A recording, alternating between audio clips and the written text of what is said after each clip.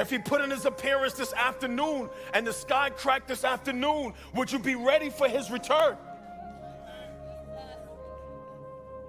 Are you going to be ready for that?